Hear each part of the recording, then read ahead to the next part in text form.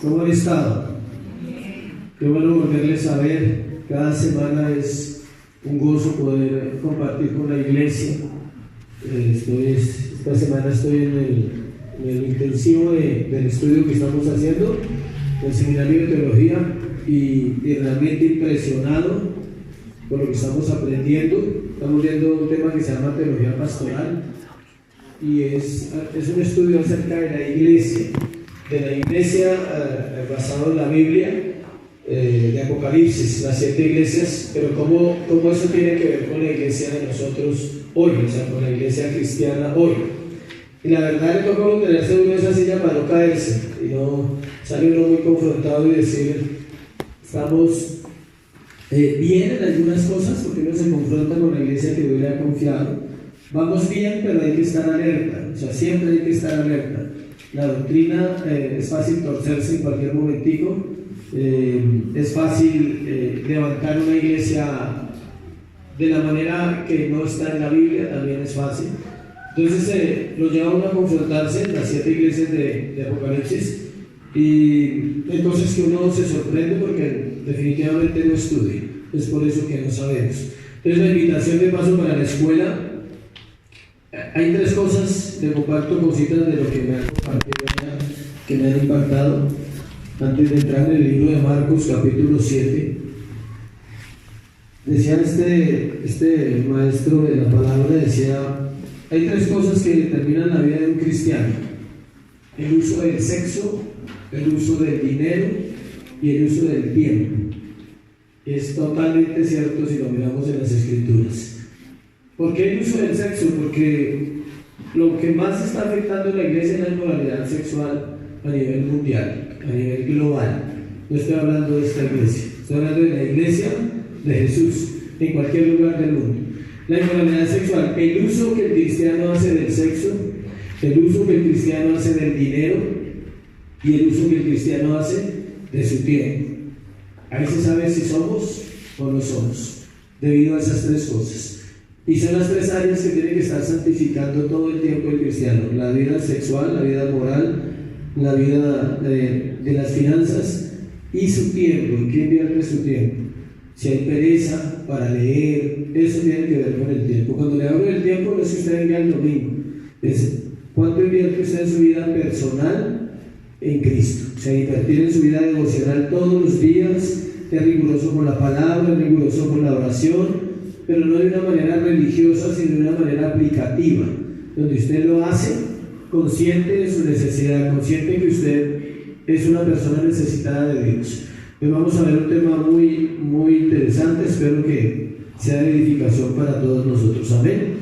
Marcos capítulo 7, versículo del 1 al 23, pero vamos a leerlo por partes para poder avanzar. Vamos a leer la primera parte del 1 al 5 y luego durante el sermón seguimos leyendo otras 2 partes. ¿Listo? Se juntaron a Jesús los fariseos y algunos de los escribas que habían venido de Jerusalén, los cuales, viendo a algunos de los discípulos de Jesús comer pan con manos inmundas, esto es, no lavadas, los condenaban. Porque los fariseos y todos los judíos, aferrándose a la tradición de los ancianos, si muchas veces no se lavan las manos, no comen. Y volviendo de la plaza, si no se lavan, no comen. Y otras muchas cosas hay que tomaron para guardar, como los lavamientos de los vasos de beber, y de los jarros, y de los utensilios de metal, y de los lechos. Le preguntaron pues los fariseos y los escribas: ¿por qué tus discípulos no andan conforme a la tradición de los ancianos, sino que comen pan con manos inmundas? Sigamos en el 6. Respondiendo él les dijo: hipócritas, bien profetizó de vosotros Isaías, como está escrito: este pueblo de labios me honra, mas su corazón está lejos de mí, pues en vano me honran, enseñando como doctrinas mandamientos de hombres. Amén. Cierra sus ojos y vamos a orar. Padre, hoy te damos gracias por tu palabra, Señor, que ella hoy sea la que pueda llegar al corazón de cada oyente en esta iglesia, Señor. Que tu palabra pueda escudriñar el corazón, Señor. que tu palabra pueda alumbrar los rincones, Señor, donde hay tinieblas en nuestra vida. Necesitamos tanto de ti esta mañana, Señor, necesitamos tanto de tu palabra y de tu verdad, Dios. Te pido misericordia, Señor, con tu pueblo, conmigo y con tu pueblo, Dios, con todos los que nos has confiado, Señor, que podamos llegar un día al lugar donde tú nos esperas, Dios. Es en el nombre de Jesús, amén, y amén. El tema se llama la religiosidad oculta en el corazón del hombre. La religiosidad oculta en el corazón del hombre. La Biblia nos habla en todo lugar de la verdadera adoración. Todo lugar de la Biblia habla de la verdadera adoración. Dios instruyó a su pueblo a través de los profetas. Todos ellos amonestaron a su generación, instándoles a tener una adoración de corazón y no externa. Toda la Biblia, desde Génesis, Apocalipsis, pero si nos centramos en el Antiguo Testamento, Dios envió a sus profetas a eso los envió nomás. ¿A qué? A exhortar al pueblo a rendir una adoración verdadera. De hecho, Dios establece en los principios de la Biblia la forma como se debe adorar, la forma como se debe servir a Dios, la forma como se debe caminar con Dios. Y aquí no entran los títulos. Aquí no es que yo llevo tanto, es que yo llevo poquito, yo llevo mucho, no. Aquí entra que los parámetros son los mismos para todos los creyentes. Todos tenemos que aprender ¿a qué? A caminar en una vida de adoración. Esa de la adoración está acompañada de obediencia a su palabra. De lo contrario, es una religión vana. Cuando decimos que adoramos a Dios, pero no obedecemos la palabra, es una religión. Escuche, usted está metido en una religión, no importa el lugar donde vaya. Si la iglesia es sana o no es sana, si se enseña lo correcto o no se enseña lo correcto, las iglesias no son culpables. Porque la gente a veces dice, no, es que a mí no me enseñaron bien. No, Dios dejó la Biblia para que usted estudie. Dios dejó la Biblia para que usted aprenda.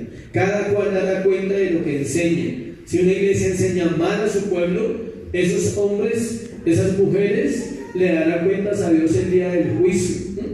Y eso es terrible porque Dios va a pedir cuentas de cada palabra que salió de la boca de un predicador. Si fue para engañar a un pueblo o si fue para guiarlos a lo que la Biblia decía acerca, por ejemplo, de lo que estoy hablando. ¿De qué? De la adoración. Deuteronomio 6, 4, 5 lo puede anotar. Moisés expresó bien a los israelitas la verdadera adoración, que incluye la totalidad de la persona, adorar con todo el corazón, con toda el alma y con todas las fuerzas. Eso es lo que Dios busca, un pueblo apasionado. La generación de la iglesia primitiva, la primera generación fue inigualable. Nunca hubo gente tan apasionada y no la ha habido. No sabemos si se vaya a levantar en este tiempo una iglesia igual, no lo sabemos. Pero la primera generación de la iglesia cristiana, nadie la ha igualado en la pasión, en el amor que ellos tenían por su Señor. La segunda generación, que es cuando se escribió el libro de del Apocalipsis, ellos ya son la segunda generación. Y en Colombia pasa igual. En Colombia ya hay una generación de cristianos, se pudiéramos llamar viejos, o que llevan mucho tiempo en la iglesia, pero el peligro es que los que han aprendido de ellos están aprendiendo mal, están aprendiendo erradamente, están equivocados en la forma del cristianismo, de cómo se vive, porque pensamos que el cristianismo es solamente la comodidad de la vida, pero hay dos características que debe tener, que distinguen una iglesia. Una es el amor y la otra es el sufrimiento. Si en la iglesia no se habla de amor y no se habla de sufrimiento, no vuelva a una iglesia, no vaya, porque si a usted no le hablan de sufrimiento en la iglesia, lo están engañando, porque el fundamento y el origen de la iglesia fue basado en ¿qué? En el sufrimiento de Cristo. Dios se lo dijo al profeta Samuel en 1 Samuel 16, 7. El Señor no mira lo que mira el hombre, pues el hombre mira lo que está delante de sus ojos, pero el Señor mira el corazón. Este versículo es uno de los más mal interpretados por los cristianos. Es más, se vuelve una excusa. No me juzguen porque Dios mira el corazón. No está hablando de eso. Ojalá no estudiara ese versículo, dicen los estudiosos en la Biblia. Porque Dios sí conoce la perversión humana y mira que el corazón. Y no se deja engañar por las cosas externas. Porque asistas, porque cantes, porque leas en la Biblia o porque ores. Escuchen, no se deja engañar por eso. Él conoce las intenciones. Él conoce lo profundo del hombre y dice: yo sé por qué estás ahí. Ninguna de esas cosas que estoy nombrando, ni la oración, ni la lectura, ni el ayuno, ni la Biblia, suplantan a Dios. Y ese es el problema en la iglesia, que la iglesia no ha entendido que tiene que conocer a Dios, tiene que conocerlo revelado por la palabra a su corazón, que la palabra se haga vida, que haya temor de Dios en los hombres y en las mujeres en la iglesia, para no vivir vidas mediocres y en pecado y sentarse en una silla cada semana a escuchar un sermón pensando que va a ir al cielo, cuando puede que no va a entrar a la eternidad, porque está acumulando ira sobre él. Eso enseña la Biblia. Pero entonces, ¿por qué el sermón es duro? Porque la palabra es dura, la que vamos a compartir. Porque Dios tiene que confrontar en la persona de Cristo la religiosidad de los fariseos y de los escribas. Debido a la constante dureza e incredulidad de Israel, Dios levantó profetas como Jeremías. Jeremías 29:13 dice: me buscaréis y me hallaréis, porque me buscaréis de todo vuestro corazón. El corazón incluye pasión. Los estudiosos dicen que el corazón se puede definir como entrañas, una pasión y una fuerza interna, porque sabe que conoce a Dios y porque sabe que la única manera de hallarlo es buscarlo con toda la intensidad que un ser humano tenga. En este pasaje que vamos a estudiar, el profeta de profetas llamado Cristo confronta a los líderes de su generación con la hipocresía y la apariencia de piedad que tenían. La consecuencia, ¿cuál fue? El decreto de muerte para él. Esa es la consecuencia de un hombre que le sirve a Dios. Siempre será el rechazo, ser amado menos, por decir la verdad, tener que vivir periodos donde la gente no está de acuerdo con lo que usted predica y enseña, pero ese es el precio para aquellos que deciden servirle al Señor.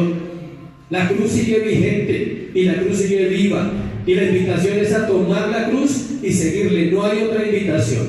Es la mayor invitación de las Escrituras: el que quiera venir en pos de mí, tome su cruz y sígame. No tome su vida, no dice tome su familia, tome sus hijos, tome sus familiares, tome sus trabajos. No dice tome ¿qué? La cruz. Y la cruz solo representa una cosa: muerte.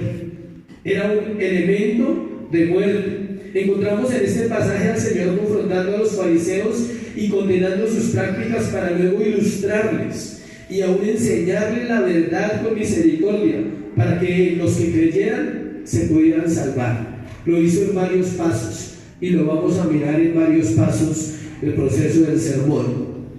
Primero, los actos religiosos de generación en generación.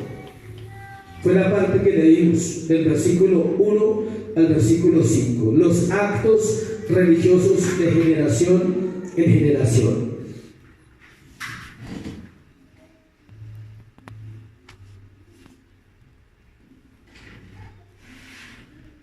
Este pasaje sucede luego de la alimentación de los 5,000. Nuestro grupo de líderes religiosos que vivían de las prácticas, que la tradición judía les había enseñado. ¿Dónde nacieron esas prácticas? Tú lees la Biblia y no te haces preguntas: ¿por qué dice cosas? ¿Por qué es necesario estudiarla? ¿Por qué es necesario escudriñarla? Para escuchar la verdad a través de ella. Todas estas prácticas que ellos tenían, algunas habían sido establecidas por Dios en la ley y otras habían sido establecidas por los hombres en la etapa del cautiverio. Los que vieron panorama bíblico, los niños conocen ese panorama bíblico, se les enseña en el segundo piso, pero los que vieron panorama bíblico, ubíquense en el periodo de la cautividad, en la época cuando Israel fue llevado cautivo a Babilonia y también fue tomado por Asiria. Allí nacieron las prácticas de las tradiciones legalistas de los judíos y venían de generación en generación.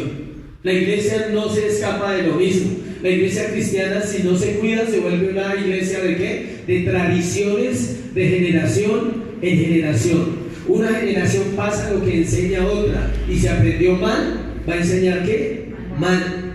Esas tradiciones habían nacido en ese tiempo en que Israel había sido llevado para purgar su pecado. ¿Por qué fue llevado cautivo? Para purgar, para limpiarlo, para procesarlo, para enseñarle que le estaba fallando a Dios. Y ellos hicieron esto pensando y tratando de agradar a Dios a través de las obras, olvidando que la salvación es por Cristo y a través de Cristo. No hay otra forma de salvarse, no eran las obras. Hay un problema aún con eso en el creyente de hoy, y es que considerarnos mejor que el mundo porque aprendemos a hacer cosas en la iglesia o rituales diarios, también olvidamos que el fin principal del cristianismo es exaltar al Salvador. Tú oras, lees, asistes, exaltas a Cristo, eso no es suficiente. O sea, si tú no lo exaltas con tu vida, si no se nota tu vida que Él es real y que hay una pasión por Él, solo son ¿qué? Rituales. Los rituales no reemplazan a Dios. Versículo 1 dice: se juntaron. Era un grupo con dos tipos de personas diferentes, fariseos y escribas. Vamos a mirar las dos definiciones. Fariseo.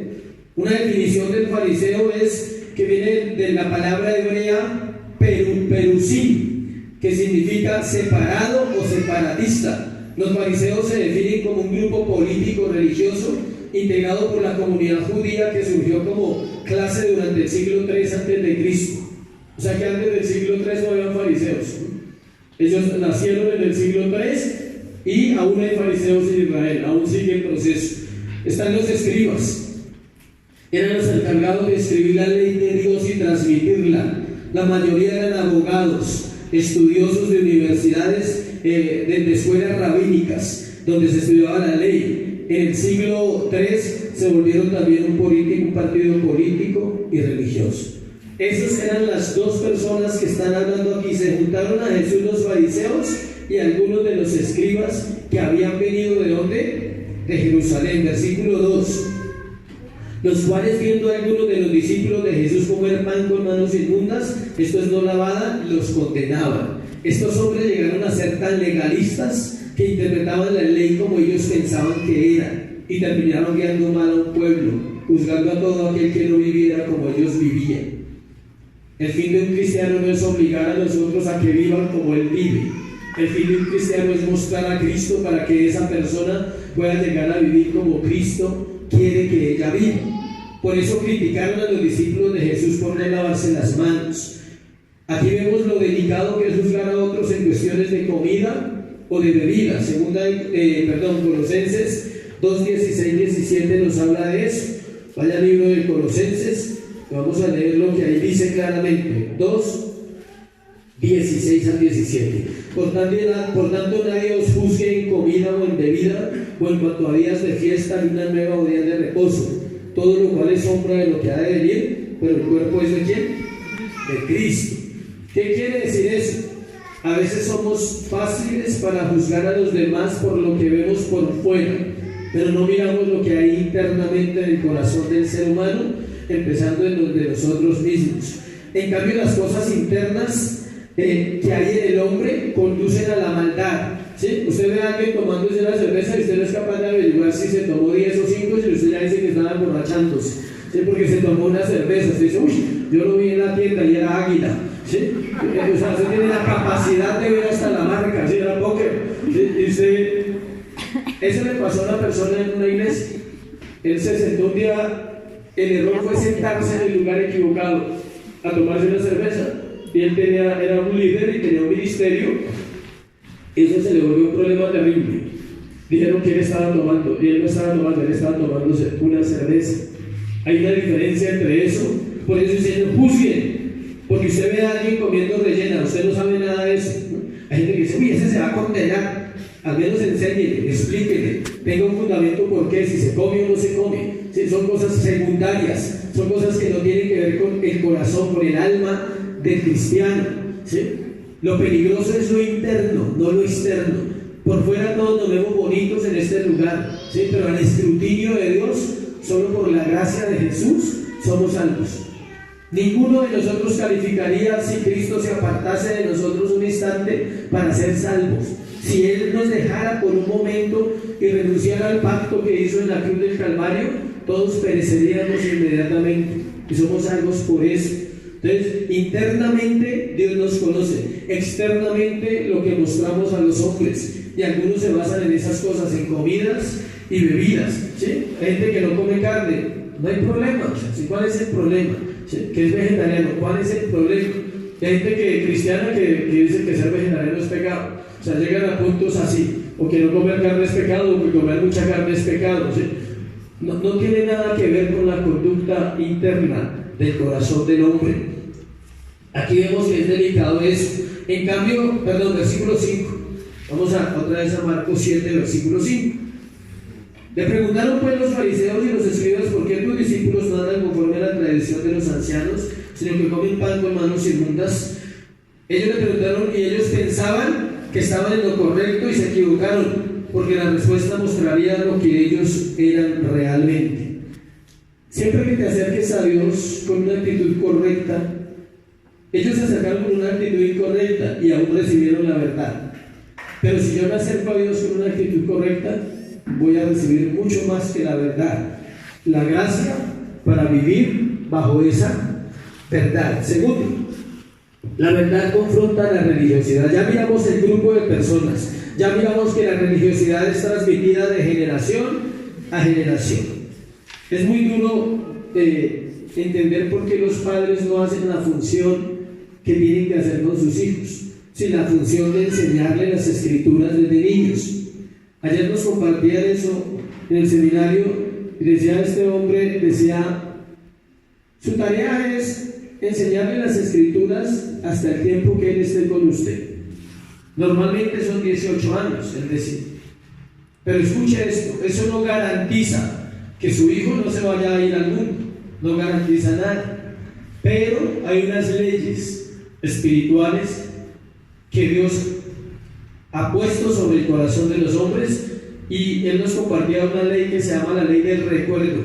Y él dice, el joven que fue instruido en las escrituras desde niño, cuando él se aparte, él tiene una ventaja sobre los que nunca fueron instruidos, es que él sabe que se apartó, está apartado de.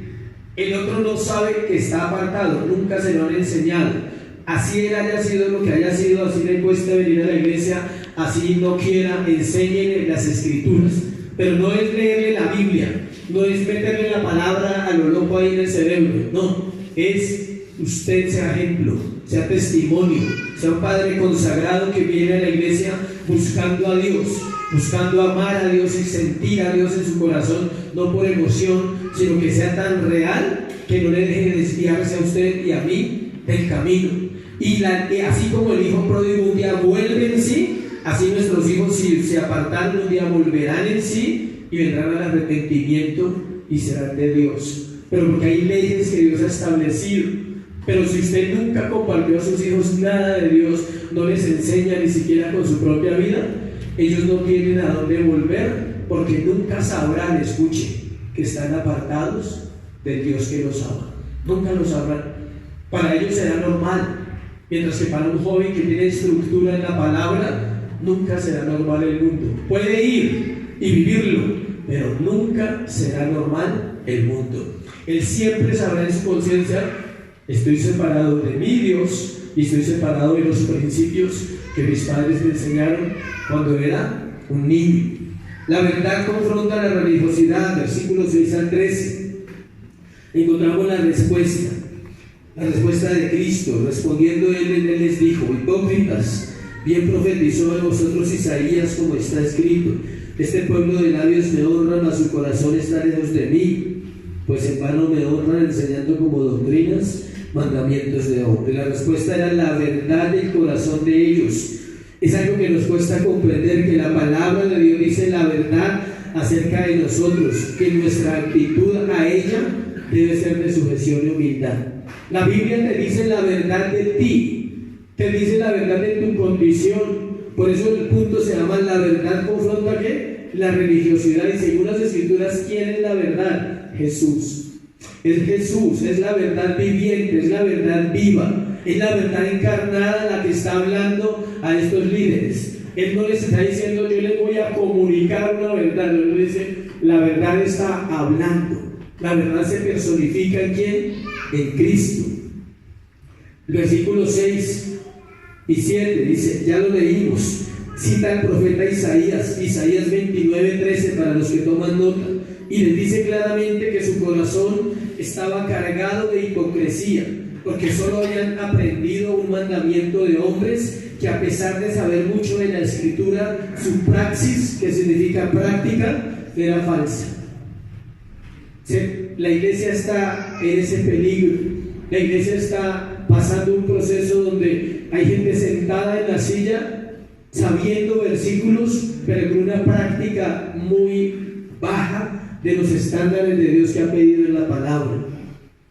Si Dios evalúa el corazón del creyente en cuanto a lo que sabe, entonces más difícil, más duro será el juicio. Entre más sepas, es más difícil. Entre más conozcas de Dios, no es más fácil. No puedo decirle lo contrario, lo siento. No puedo decirle porque usted dirá, entonces no vengo dentro de 8 días porque aprendo más. Es decisión personal. Pero entre más sepa el creyente de Dios, entre más sea expuesto a la palabra de Dios, la demanda de Dios es más alta. Porque Dios deja los recursos, el poder del Espíritu Santo, el poder de la palabra, una vida disciplinada, una vida de oración, una vida de sencillez y una vida de humildad que se postra constantemente a Dios para que pueda vivir lo que está ahí. Entonces no es imposible para ningún hombre hacerlo. Él dice que ellos solo estaban interesados en vivir a la manera que habían aprendido y no a la manera de Dios. Si aprendiste mal el cristianismo, pídele a Dios que se revele. Pídele a Dios, revela mi mente y mi corazón. Ayer le hice una pregunta, porque uno pregunta en las clases, así como cuando yo doy clases y ustedes preguntan. Y tenía una pregunta que me picaba en el corazón, ¿sí? Porque uno tiene que ser muy cuidadoso con lo que piensa y tiene que ser agradecido con todo lo que ha vivido. Y le dije al profesor, le dije, en todas las iglesias, yo lo he pensado toda mi vida y mi concepto quería simplemente comprobar que no estaba errado en un concepto que he pensado siempre. Pastor, le dije, en todas las iglesias hay gente salva, aunque hayan doctrinas cerradas. Me dijo, correcto, es así. Que en todas las iglesias hay gente salva. No importa si se predica una herejía o una doctrina errada, porque aún en las iglesias donde se predica la sana doctrina, habrá gente que va a ir al infierno. Y entonces, ¿por qué Dios no va a salvar a alguien que tenga un corazón bueno y que no sabe nada de cómo hacen las cosas allá? Él lo va a salvar, porque Él es fiel. ¿Y Él mira qué? El corazón. No mira si sabe o no sabe. No, pero es que él no sabe nada. No, es que no es de saber. ¿Sí sabía? Todos los que predicamos y enseñamos tenemos que morir a eso. No se trata que yo sepa, se trata que yo viva. No es cuánto sabes, es cuánto vives. Entonces de eso se trata. Actualmente cada nación tiene una cultura y esa cultura se opone al Evangelio. Ninguna es correcta. Ninguna cultura en la tierra, escuche, en ningún país, en ninguna nación de la tierra está conforme al Evangelio. Por eso el Evangelio y por eso las Escrituras es crear un pueblo nuevo, es crear una nación nueva, es crear un pueblo para Dios, bajo los principios de Dios, bajo los principios del reino. Ninguna nación, no se alcanza ni a asemejar ni a acercar los sistemas de gobiernos humanos, ni porque sea la nación más rica del mundo. Ninguna nación puede decir que está viviendo conforme al Evangelio, y ninguna lo va a hacer. Escuche, durante la época de la tierra, solo Dios va a conformar una nación, sacando gente de todo pueblo, de toda lengua y de toda nación, para que le adoren y le sirvan en la eternidad. Ahí se constituirá una nación que santa. Pero mientras tanto, ninguna cultura se acopla al reino de Dios, ninguna. y por eso es necesario que el pueblo conozca los principios de Dios y no viva por tradiciones religiosas y aún cristianas para poder conocerlo. Pensamos que sabemos orar y no buscamos ayuda. No estamos constantemente examinando el corazón ante Dios, y solo vivir como Dios lo ha establecido trae libertad al corazón. Es fácil encontrar al creyente oprimido, triste, desubicado, desenfocado, y la culpa no es de Dios. La culpa es que Él no ha hecho el trabajo de examinar el corazón delante de Dios y decir: yo no voy a vivir según las tradiciones, y aunque me guste lo que me dicen, tengo que ir a examinar. Si a mí me gusta lo que aprendo, pero soy un hombre que examino todo lo que escucho. Llego a mi casa o esta semana cojo mi agenda, todo lo que anoté, y empiezo a leer y a estudiar y a leer para corroborar que no solo me gustó en el momento en que lo escuché, que no solo me corrió un velo en mi mente, sino que tengo que buscar cómo lo voy a aplicar a mi vida, y lo más importante, tengo que buscar cómo lo voy a transmitir a la iglesia. Mateo 23, 27 al 28 nos deja ver lo que Jesús les dijo a los fariseos en otra ocasión. Mateo 23, 27, 28. Él tuvo varios encuentros con ellos, nunca fueron agradables, ¿eh? ¿Cuántos han tenido encuentros desagradables? ¿No? Nosotros sí, no se preocupen. Mateo 23, 27 al 28, pero hay que vivirlos. Los encuentros desagradables también son parte del proceso. Jesús tuvo encuentros con ellos muy desagradables. Miren lo que dice, versículo 27 y 28 de Mateo 23. Ay de vosotros, escribas y fariseos hipócritas, porque limpiáis lo de fuera del vaso y del plato, pero por dentro estáis llenos de robo y de injusticia. Esa era otra tradición. No se podía regar una gota en el plato. Eso no lo recibían ellos. Tenía que ser limpiecito. Tradición. Y él dice: pero por dentro están robando a todo el pueblo. Por dentro están viviendo de todo lo que le quitaban al pueblo. Versículo 28. Ay de vosotros, escribas y fariseos hipócritas, porque sois semejantes a sepulcros blanqueados, que por fuera la verdad se muestran hermosos, mas por dentro están llenos de huesos de muertos y de toda inmundicia. ¿Alguien ha visto un sepulcro por detrás? Por fuera le echan cemento y le echan cal y queda blanco. Si usted pudiera tomar una cámara por dentro, a los 8 días que hay, gusanos y pudrición, y huele que usted no podría soportar allí. Y él pone a los fariseos en ese nivel. Y eran personas, estoy hablando de personas que eran estudiosos del Antiguo Testamento. Versículo, leémoslo ahí, 28. Así también vosotros por fuera la verdad os mostráis justos a los hombres, pero por dentro estáis llenos de hipocresía y de iniquidad. Esa era la radiografía y esa es la misma respuesta que el Señor les da a ellos en este pasaje de Mateo 7. Pregunta, sé que se la está haciendo y Dios sabe que se la está haciendo, y por eso hace que una note ahí. Pregunta, ¿por qué era tan duro con ellos? Yo me preguntaba eso también. Sé que algunos se lo creen y dicen: pero ¿por qué el Señor está tan bárbaro? O sea, tanto malo. Porque solo así algunos volvieron en sí, como Nicodemo, como Simón de Arimatea y otros más, y pudieron creer en Jesucristo, porque el daño que había causado su generación era terrible. O sea, el daño que estaban haciendo ellos de una generación a otra era impresionante. Y también porque solo mostrando la maldad el hombre puede conocer la gracia. Mientras el hombre se queda bueno, difícilmente va a encontrar al Señor. ¿Cuál creen ustedes que es el mejor libro para evangelizar? No, sí, la Biblia, sí. Pero ¿cuál de la Biblia? ¿Qué dice? Juan, ¿quién más? Juan, ¿quién más? ¿Nadie más? Isaías, ¿quién más? ¿Romanos? ¿Sí? Hechos porque es el libro de la iglesia.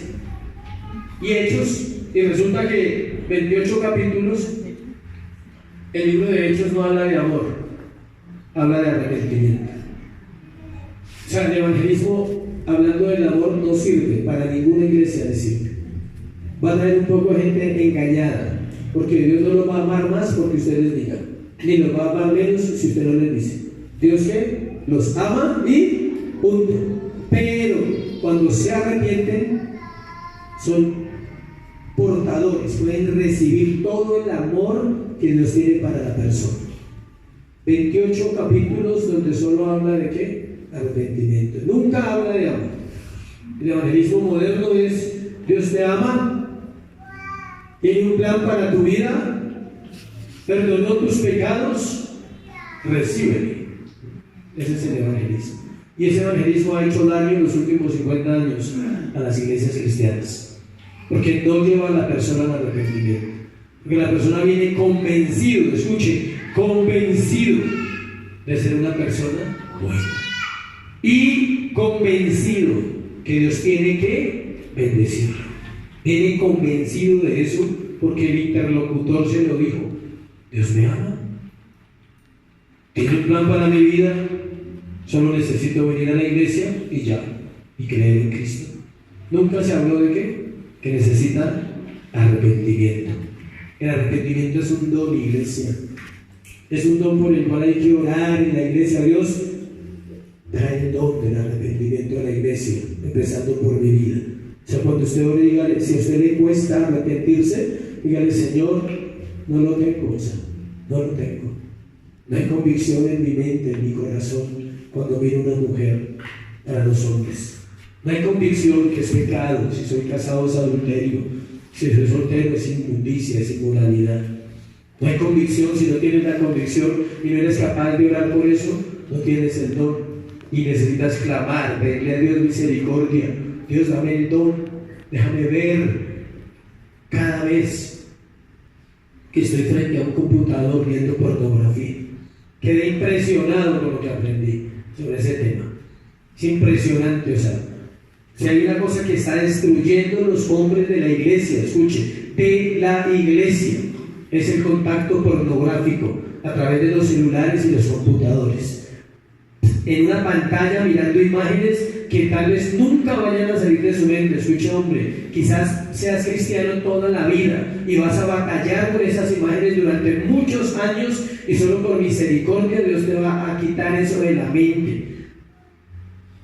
Hicieron un estudio científico mostrando que los hombres, escuchen, cuando viven una escena de peligro, o sea, que los van a robar, o que casi lo matan, o que casi se ahoga, una escena fuerte, el cerebro suelta un líquido en la memoria, ¿sí?, que hace que él, cada vez que va a vivir eso, sienta tenga la misma sensación. Por eso usted, cuando lo van a robar, usted sabe, y por eso un líquido que se suelta en el cerebro que genera una cantidad de cosas, y es el mismo líquido que suelta cuando una persona está viendo pornografía.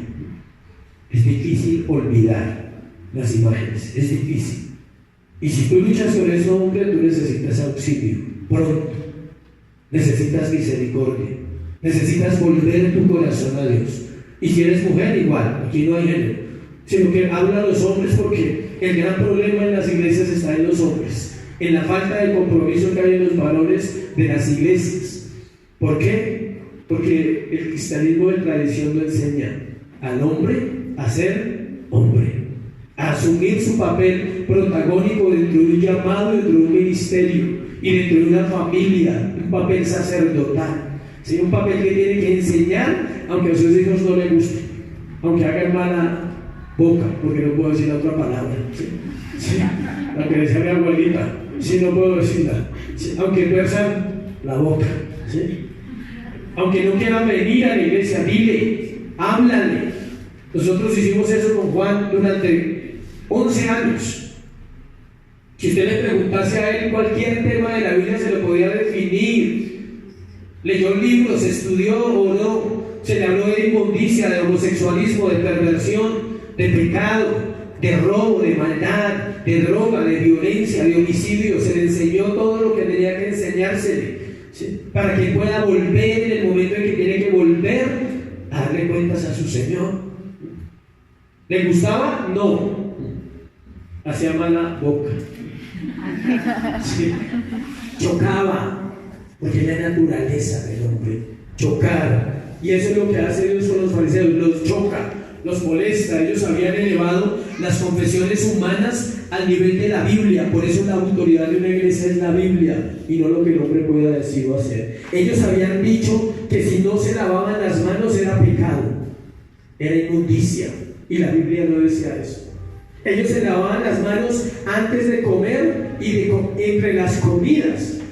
¿Se ha visto que usted come varias comidas? Se va a un restaurante y le sirven sopa, seco, y en algunas dan postre, ¿sí? Y en otras tienen entrada. Entonces ellos comían la entrada y se lavaban las manos para comer la sopa, y comían la sopa y se lavaban las manos para comer el seco, y comían el seco y se lavaban las manos para tomarse la sobremesa. Imagínense, era una obsesión de limpieza cuando su corazón estaba ¿qué? Impuro, cuando estaban torciendo las escrituras. Versículo 10. También usó una ilustración usando la escritura. Éxodo 20, 12 y 21, 17 está lo mismo para que usted lo lea. ¿Por qué el fundamento? Porque todo el Nuevo Testamento está en el Antiguo Testamento. Es lo mismo que vamos a leer, está en Éxodo 20, 12 y 21, 17, acerca de honrar al padre y a la madre. Encontramos aquí algo en lo cual la iglesia actual está cayendo terriblemente. Vamos a leer. Versículo 10. Pero vosotros decís, basta diga un hombre al padre o a la madre es corbán, que quiere decir mi ofrenda a Dios, todo aquello con que pudiera ayudarte, y no le dejáis hacer más por su padre o por su madre, invariando la palabra de Dios con vuestra tradición que habéis transmitido, y muchas cosas hacéis semejantes a estas. Escuchen, la palabra corbán significa ofrecido a Dios. Escuchen la enseñanza por donde se tuerce y por qué la iglesia cristiana está donde está. Ellos enseñaban, esto tiene que ver con el dinero, que las personas deberían ofrecer todo a Dios. No podían tomar nada para ayudar a sus familiares, así fueran sus propios papás u otros familiares. Era un pacto financiero que hacían donde ofrecían todo lo que se fueran a ganar a futuro, y si había necesidades de malas, otra índole o de otra cosa, no podían romper el voto. ¿Escuchó bien? Eso habían enseñado los fariseos al pueblo de Israel. Le habían dicho, ustedes tienen que ofrecer todo lo que se ganan, todas sus ganancias a futuro tienen que ofrecérselas a Dios para que Dios los bendiga, y si no lo hacen, están bajo maldición y están bajo ¿qué? Pecado. Eso es lo mismo que los pactos financieros, es igual. Llevar a la gente a ofrecer algo, pero si tienen necesidades no importa, que sufran, que lleven, ¿sí? Eso era lo que estaba pasando. Por eso Dios es tan radical y tan serio con ellos. Versículo 13. El Señor finaliza su confrontación con algo muy serio. Escuche. Versículo 13. Invalidando la palabra de Dios con vuestra tradición que habéis transmitido, y muchas cosas hacéis semejantes a estas. El Señor finaliza diciendo: la tradición de los fariseos y los escribas era totalmente antibíblica. Había empañado la fe genuina y sencilla del pueblo de Dios y la había cambiado por obras y por cargas. Ellos estaban poniendo cargas que el pueblo no podía llevar. Aclaremos, escuchen, que las tradiciones en sí no eran todas malas. El problema estaba en que las habían puesto al nivel de la palabra de Dios. ¿Orar es malo? No sustituye a Dios. Póngale bien alerta a esas cosas. Hay gente que ora y vive en desobediencia. ¿Ayunar es malo? Jesús advirtió: ayunen, pero no para dárselas de que ayunan. ¿Sí? Ayunen para mí, no para que la gente diga, uy, está flaco de ayunar, ese rostro que tiene pálido, ¿sí? La luz de Cristo está en él. O sea, no era así. Eso era lo que él decía, nada puede sustituir la palabra de Dios y a Dios mismo. Las obras no te hacen bueno, y que algo te funcione una vez no quiere decir que sea un patrón bíblico. ¿Escuchó? Que algo de lo que tú hagas con tu vida personal te funcione una vez para que se resuelva algo, no indica que sea un patrón bíblico. Puede que haya funcionado, pero no lo tomes como la palabra de Dios, porque pondrán las obras por encima de la palabra. Las frases, por bonitas que sean, no pueden quitar el lugar que Dios quiere que tenga Él en nuestro corazón y que la palabra de Dios ocupe en nosotros. El mejor ejemplo de un fariseo arrepentido es Pablo. O sea, ¿sí ven que un fariseo se puede arrepentir? No hay problema. ¿Y llegar a ser un qué? Pablo. Si lo quieren leer, léanlo en Filipenses 3, 4 al 11. Tercero y último. La religiosidad produce falsa piedad. Terminamos el pasaje del 14 al 23, estudiando que esta es la parte de la conclusión. El hombre siempre ha pensado que es bueno. Siempre. No solo ahora. El hombre siempre ha pensado que es bueno. Los psicólogos y los antropólogos y los sociólogos y todos los que terminan en logos siempre han enseñado que la maldad no es inherente al hombre. El psicólogo, usted va al psicólogo, aquí usted va a un psicólogo. ¿Quién sabe a qué va? Yo ya compartí aquí un día, creo que en semana de santificación. ¿A qué va el hombre al psicólogo? A que le digan que está bien, pero que necesita ayuda. Usted está bien, ¿sí? Pero hay una forma de solucionar lo que está haciendo. No se preocupe, no se preocupe. Todo tiene una salida, todo se puede hacer. O sea, tiene que hacer esto, tiene que hacer aquello. A eso va el hombre al psicólogo, a que lo hagan sentir bien. Nunca sentirá culpa diciendo que violó, que mató, que robó, que adulteró. Nunca sentirá culpa. Nunca sentirá arrepentimiento, nunca sentirá remordimiento, nada. Ni siquiera el remordimiento para decir la barra, nada. Siempre se sentirá bien. No, usted hizo esto, pero eso tiene que ver con la conducta suya. O sea, siempre habrá una justificación para que el hombre encuentre esa paz de decir, yo lo hice por esto, lo hice por aquello. Nunca le dirán la verdad. Pero la Biblia nos dice que el hombre es corrupto y no es por las circunstancias externas. Es por lo que hay dentro de él, que se llama maldad. El Señor Jesús nos habla sobre esto en este pasaje que vamos a terminar. Al tener un concepto errado del hombre, el hombre al tener un concepto errado crea formas, métodos para buscar la pureza y la bondad. Yo he conocido muchos casos en mi vida, ¿sí? Siendo un hombre liberado de las adicciones, he conocido 1000 métodos para liberarse de las adicciones, ¿sí? Me acuerdo que una vez, ahora me acordé, me dijeron que hiciera un remedio. Era el siguiente, escuche, yo hice una cantidad de remedios para liberarme de la droga, pero nunca se puede, que echara un piel roja en agua y lo dejara toda la noche al cerebro, y que al otro día me lo tomara a las 6 de la mañana para dejar el cigarrillo. Eso sabe inmundo, eso sabe a diablos. Eso usted lo deja, y yo lo hice, entonces eché, y eso parece amarillo, así, más que amarillo que una cerveza. Cuando me voy a tomar eso es casi impasable. Y efectivamente dejé el cigarrillo por 3 días. Claro, con ese sabor que me quedó allí, y yo hice la prueba, fui a prender uno y eso vomité, y yo dije, uy, funciona. A los 3 días ya no había nada de sabor y seguí fumando. No sé qué mañas le hayan dicho a usted que haga para dejar de pecar, ¿sí? No hay mañas, o sea, no hay formas. Solo Cristo, solo venir a Él en arrepentimiento, en un corazón sincero. Yo echaba llave, me quedaba en la casa y echaba llave para no salir ese día, y no salía. Y al otro día echaba llave y no salía, y así. Pero cuando salía volvía a hacer lo mismo. No importa cuántos días esté bajo llave, va a salir a hacer ¿qué? Lo mismo. El hombre no puede vencer lo que está dentro desde afuera. ¿Sí me explico? Nosotros tratamos de vencer lo que está dentro de nuestra naturaleza, pero tratamos de vencerlo ¿desde dónde? Desde afuera. Necesitamos que alguien que es poderoso, que se llama Cristo, entre a mi interior, a mi corazón, viva dentro de él y me ayude a vencer el pecado que está dentro de mí. Es como una película, imagínense una película de ciencia ficción. El héroe se vuelve chiquito, ¿sí? Y entra a mi corazón y desde ahí empieza a gobernar mi vida, a llevar todas las cosas como él dice. Al tratar de justificar sus actos por lo que otros hacen o echarle la culpa de sus acciones a lo que le hicieron, el hombre se hace más corrupto, porque no tiene interés en reconocer que él es culpable de sus actos y no las circunstancias externas. Es que a mí me hicieron, sí, pero ya pasó.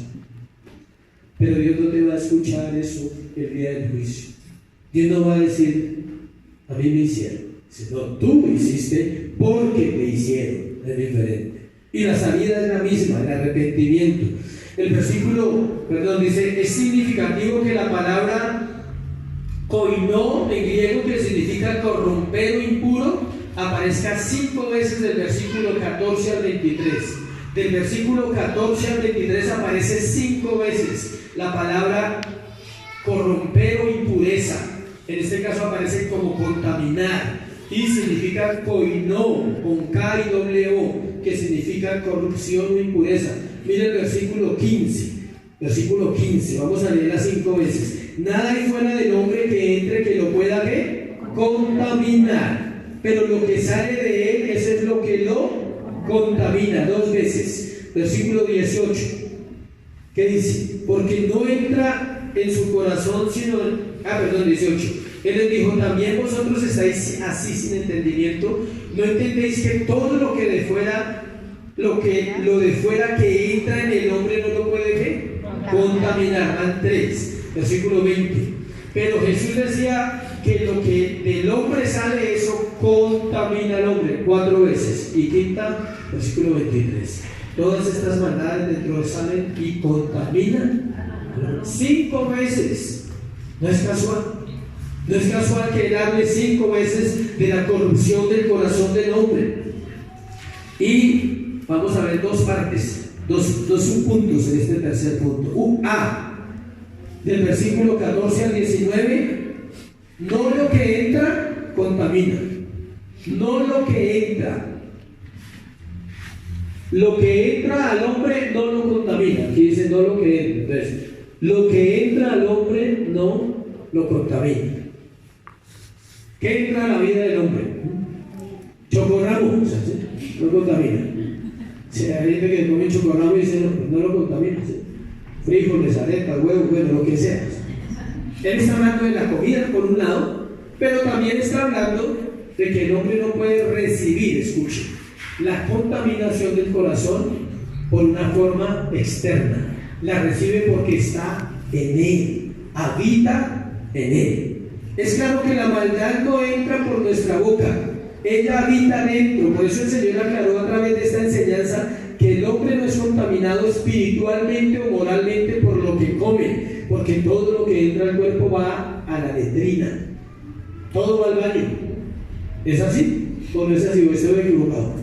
Si usted es ser humano, todo va a ese lugar. ¿Sí? Si no es ser humano, pues ya es diferente. Pero todo lo que entra al hombre no lo puede contaminar. Mateo 15:11, un paralelo de este pasaje, dice que es lo que sale por la boca del hombre que lo contamina. Es más específico que Marcos, porque aquí no dice que lo que sale de la boca, dice lo que sale, pero no dice de dónde, de la boca. Los pecados más terribles del creyente se cometen con la boca. ¿Por qué?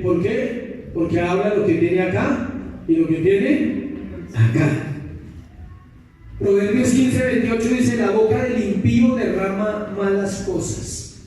Y Dios mismo había ordenado ceremonias. Hay otro proverbio 6:12. El que anda en perversidad de boca, dice, el que anda hablando lo que no debe, el que anda en chismes, el que anda juzgando, el que anda haciendo cosas incorrectas con su boca. Dios mismo había ordenado ceremonias, pero era para enseñar acerca del corazón humano, no para darle poder a la ceremonia. Cada ceremonia del Antiguo Testamento era válida, pero la ceremonia no quitaba el poder de Dios. Todos debían purificarse para adorar, lo cual enseña que todo pecador y pecado necesita ser limpiado y perdonado. Deuteronomio 10:12-13. Cuando entraron en la tierra prometida, estas palabras mostraban que para Dios era más importante el corazón que las obras religiosas. Vamos a leerlo, Deuteronomio 10:12-13. Deuteronomio 10, del 12 al 13. Ahora pues, Israel, ¿qué pide Jehová tu Dios de ti? sino que temas a Jehová tu Dios, que andes en todos sus caminos y que lo ames y sirvas a Jehová tu Dios con todo tu corazón y con toda tu alma. Que guardes los mandamientos de Jehová y sus estatutos que yo te escribo hoy, para que tengas prosperidad. ¿Sí ven? Ahí está hablando y está diciendo qué era lo que Dios pedía de su pueblo.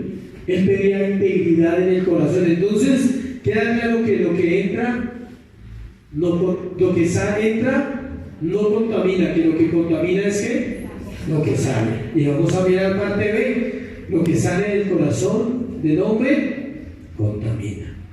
En estos 4 versículos encontramos una radiografía pequeña de cómo el hombre está contaminado por dentro. La contaminación que sale de dentro contamina a otros. Versículo 21. Porque de dentro del corazón de los hombres salen los malos pensamientos, los adulterios, las fornicaciones, los homicidios, los hurtos, las avaricias, las maldades, el engaño, la lascivia, la envidia, la maledicencia, la soberbia, la insensatez. Todas estas cosas de dentro salen y contaminan al hombre. El listado de algunas cosas, no son todas, porque encontramos otros listados de las obras de la carne en Gálatas 5, 17, 19, en el libro de Efesios y en el libro de Colosenses. ¿Quieren encontrar el resto? Le invito a que vayan a buscar esas listas, o pongan una computadora y digan listas de pecado en la Biblia, y verán que les salen hartas listas, no solo en el Nuevo Testamento, sino en el Antiguo Testamento. Listas de las obras de la carne, eso salen, aquí hay como unas que contamos aquí dentro del corazón de los hombres, salen los malos pensamientos, adulterios, fornicaciones, homicidios. 5, 6, 7, 8, 9, 10, 11, 12, 13, 14. Y usted encuentra más de 60 en la Biblia, de cosas que Él dice, Dios, que salen de nuestro corazón. Esos somos nosotros. El hombre necesita arrepentimiento del pecado, escuche, asumir su vida delante de Dios sin temor, porque Dios prometió perdón y restauración a todo aquel que vuelva su corazón a Él. Al recibir una naturaleza nueva podrá ser bendecido para Él y para los suyos, podrá edificar, podrá construir una vida guiada por Dios, enseñado por el poder del Espíritu Santo y en el nombre de Jesús. Eso es lo que necesitamos todos los días. Ayer explicaron algo sobre el arrepentimiento, termino con eso. El arrepentimiento es ir hacia allá y de un momento a otro tener conciencia, es decir, voy hacia allá pero voy mal. Si sigo así, voy a terminar mal. Si no hago algo para detener lo que estoy viviendo en mi interior que nadie sabe y que tanto me avergüenza y que vivo luchas y batallas como cristiano, y si no hago nada, voy mal. Entonces tiene conciencia por un momento y él se devuelve. Pero esa conciencia produce ¿qué? Culpa. Se siente culpable por el pecado, pero es una culpa para arrepentimiento. Entonces voy hacia allá, viene la conciencia me produce culpa, me devuelvo buscando el arrepentimiento, el don, diciéndole a Dios, ten misericordia de mí, y el arrepentimiento produce la salvación inmediata del Señor, y esa salvación produce transformación, una vida transformada a la imagen de Dios. Amén. Vamos a orar, vamos a compartir la cena. Entonces le invito a que se ponga sobre sus pies y vamos a hacer el momento de recordar la obra de Cristo. Creo que no hay un momento más propicio al tema para hablar de la Santa Cena.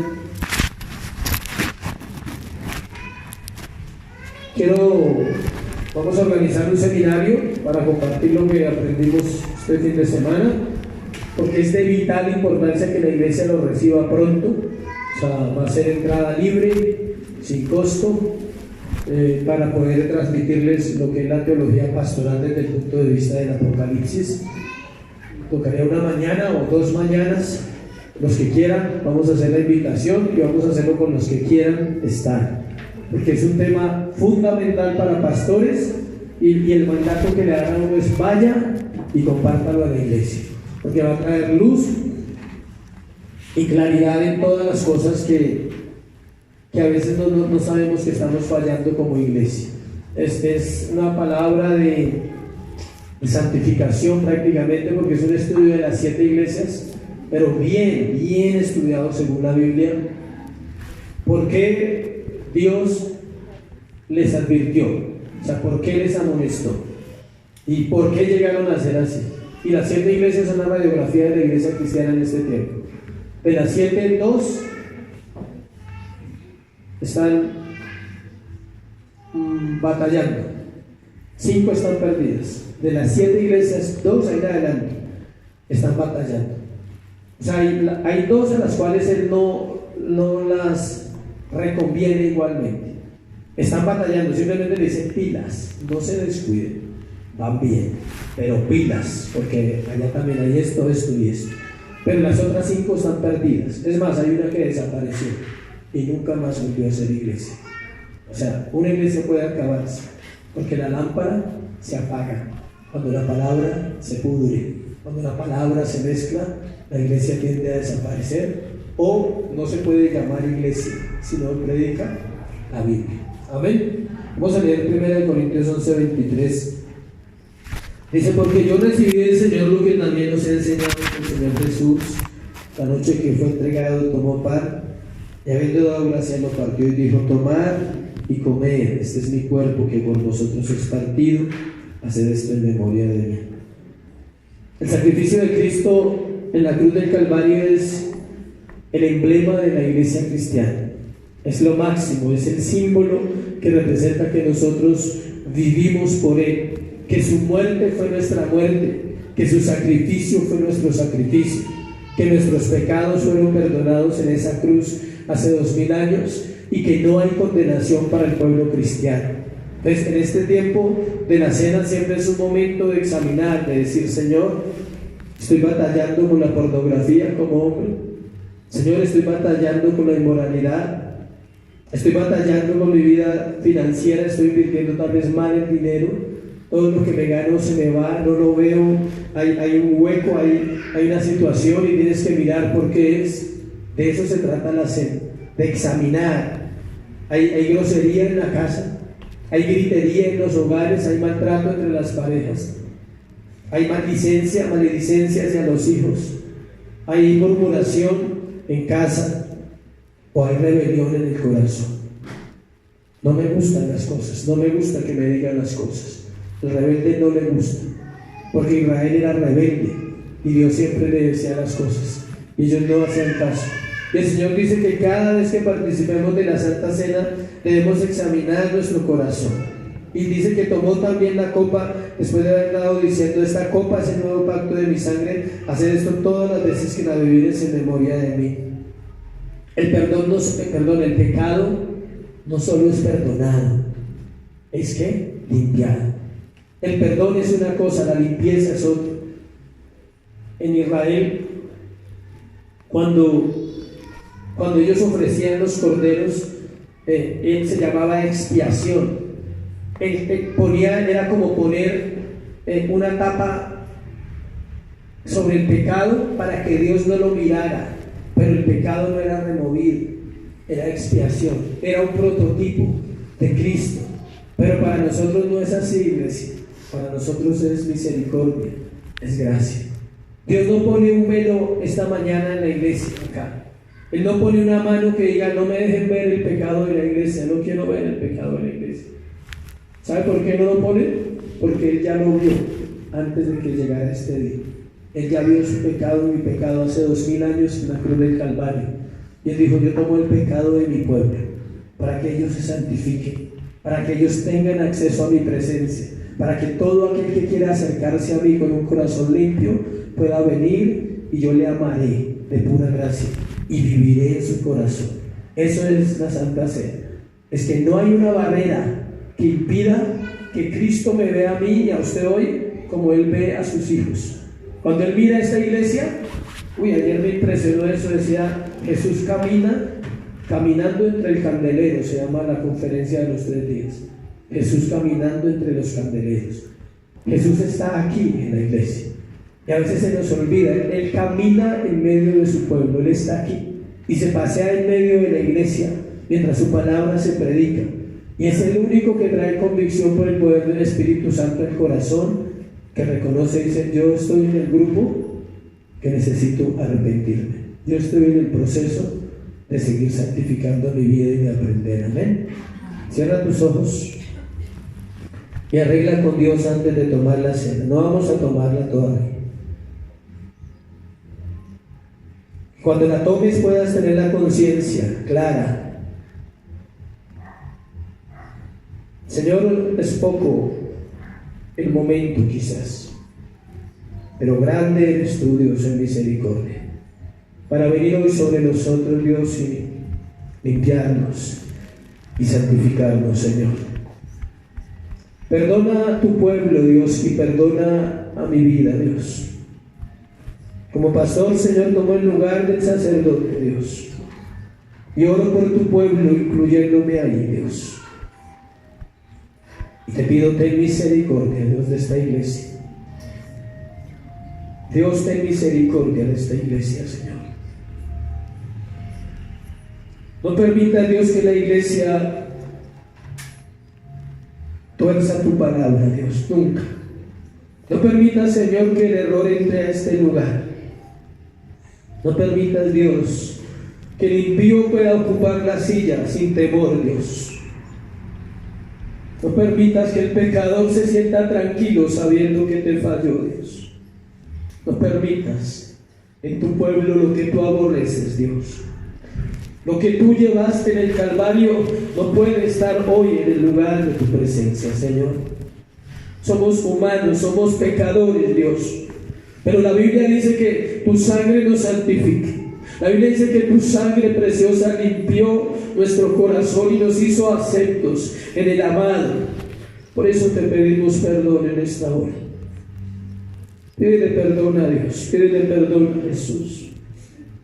Pídele, limpia mi corazón, limpia mi impureza, Señor, limpia mi maldad. No quiero pecar más. No quiero estar separado de ti, Dios, ni un momento, Señor. Perdona mi imprudencia, perdona mi insensatez, perdona mi negligencia contigo, Señor, perdóname. Tal vez no estaba a cuentas esta mañana, no me puse a cuentas hoy contigo, Dios, y vengo a hacerlo en este lugar. Perdóname, Señor. Ten misericordia, Dios, de los creyentes aquí hoy. Ten misericordia de los que no lo son todavía. Tal vez no lo saben, Señor, pero están aquí. Que hoy su corazón sea convencido, que hoy su corazón sea confrontado por el amor de Cristo. Que sea el amor y no el juicio, Señor, el que nos convence. Que no tengamos que esperar el juicio para ser confrontados, Dios, sino que podamos venir bajo la gracia, bajo el amor de Cristo y decirte, perdóname, perdóname esta mañana. Oh, perdóname, Dios, límpiame, Señor. Oh, limpia mi corazón, Dios, limpia mi corazón y enséñame a vivir para ti, Dios, enséñame tus caminos. Enséñame tu verdad. Crea en mí un corazón limpio, díselo a Él. Crea en mí un corazón que pueda ver. Abre los ojos de mi corazón para no ser engañado en estos tiempos, Dios. Para que mi propio corazón no me engañe, que sea tu corazón viviendo en mí, Cristo. Vas a participar del pan. Tómalo ahí con reverencia, sabiendo ante quién estamos. Y participa.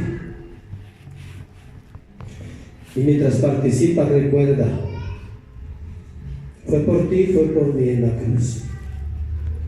Su amor se hizo latente, se hizo real. La ira de Dios fue sobre él, el castigo de nuestra paz fue sobre él. La ira que yo debería recibir por mi maldad, la recibió Cristo en la cruz del Calvario. Toma el vaso, la copa,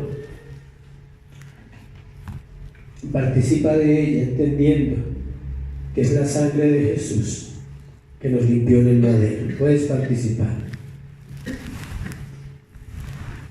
Señor, es por tu sangre preciosa que tenemos entrada al trono de la gracia.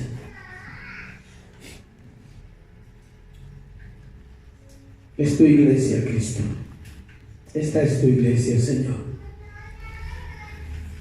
Toma el lugar en el corazón de la iglesia. Toma el lugar en la casa. Cuando volvamos a casa, toma el lugar en los cuartos, en los dormitorios. Toma el lugar donde se practica el pecado. Toma el lugar, Señor, en la cocina, en el baño, Señor. Venimos a la iglesia 2 horas. Vivimos en nuestras casas más tiempo, en nuestros trabajos. Toma el lugar en mi trabajo, dice Padre. Hazme vivir como Cristo viviría si estuviera en ese lugar donde yo estoy. Ayúdame a vivir conforme a tu palabra, Señor, conforme a lo que tú has demandado en la Escritura. Ayúdame a amar a los que tú me has dicho que ames. Primeramente los de la fe, luego mi casa, mi familia, Dios. Los que me aborrecen, los que no comparten mi vida, a los cuales no soy agradable, Señor, aún a ellos queremos amarles, Dios, y queremos bendecirles en esta mañana. Te doy gracias por tu palabra y por este tiempo, y te pido, santifica esta iglesia para que estemos listos el día que tú quieras regresar, Jesús. Es en Cristo Jesús, amén y amén. Dios les bendiga, Dios les guarde. Dale un aplauso a Jesús. Dale un aplauso a Él.